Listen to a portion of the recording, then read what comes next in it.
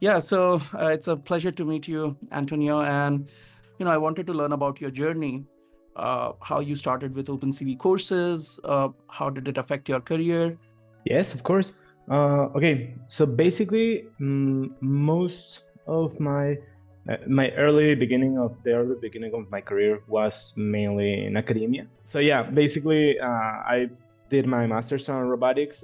The first year was mainly focused on robotic theory of robotics control and dynamic systems, and the other half I did an academic stay with another doctor where I researched more in depth in the computer vision part. But as I mentioned, more in the theoretical part, nothing so advanced using PyTorch or TensorFlow.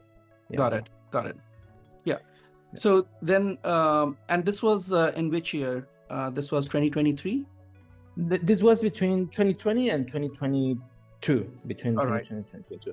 Then in 2023, when I was in the last year of my master's, that's when I wanted to start learning the more computer vision more in practice, more Got it. applied computer vision with real projects. So Right. that's when I started looking for different courses available on the web, and that's where I found the courses provided by OpenCV University. I actually tried some courses before from Coursera, from Udacity, but I always felt like they were more focused on teaching you the theoretical concepts that I have already reviewed previously on the masters, but Right. not so much in the practical side.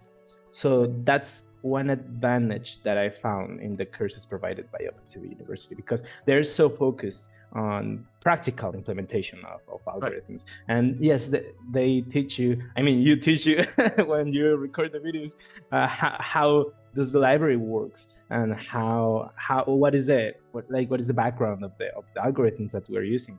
But where you're more focused on enabling us to build something Mhm. with that. And I have found that really useful. Actually, that's what helped me getting started building my own portfolio of projects, and then get the confidence. I'm not sure so much about the like the concepts or the theory, but the confidence in me to Mhm. start working as a freelancer and as a computer vision developer, Right. freelancer. So you started, you became a freelancer in computer vision in about December 2023? Yeah, yeah, Okay. And precisely. by that time, how many courses had you taken from OpenCV University? I took, I have only taken the fundamentals of computer vision with Python. Yeah. Yeah, really putting the effort in building substantial code in the projects. Yeah. Yeah. So yeah. There's a lot. I mean, that takes, for most people, it takes 3 to 4 months of effort to, do all the projects and everything, right? Yes, I think definitely the course that I took from OpenCV University was a really important part for me to start working and to be effective as a freelancer. I think that's Hmm. the most important part. Yeah. Be able to build something that works, probably even though it's not the best approach or not the most optimal approach, but approach that works and deliver the results that my clients are looking for. So Right. yes, I think the course was a really helpful resource. Tell me a little bit about the support, because, and I want to get an honest feedback. I always tell people that we respond within 24 hours, and when I Mhm. go and check in the course forum, that is always true, right? I do my independent checks also. Yeah. So, what has been your experience in terms of support provided by OpenCV? Well, my honest feedback is that it has been really good, honestly. I usually the issues that I had during a specific projects during the course were questions that were already answered in the forum, so I Uh, didn't have much the necessity of actually asking questions. right. But when I had the necessity, it was, I mean, 1 or 2 times, I think the response was pretty quick, probably within 1 day or 2 days. Yeah.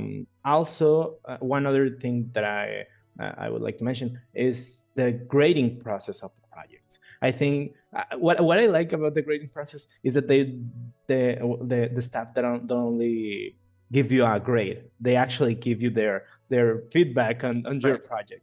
And yeah, that helped me made improvements, make a specific improvements on the project that I deliver, or just because we feel that the way grades are assigned in universities, right? That okay, you submit something and that is your grade. That is not the right way. That even doesn't reflect real world. In the real world, if you submit something and it doesn't work up to the expectation of your client, they would give you feedback, and you have an opportunity, right, to improve upon it, right? And that is the kind of feedback we want to give you feedback. And if you have if you take the feedback seriously, your grades will improve, right? Because you go and resubmit the project. That option is available, and that is precisely, to mimic real world, right? It's not once and done, right? You get feedback and you improve upon it. Yeah, that's right. And I mean, that's how real world projects work. You Yeah, usually don't deliver the best version of the project the first time you deliver it, right? right. You usually have to go back and forward with the client until you have a final product that meets the client expectation.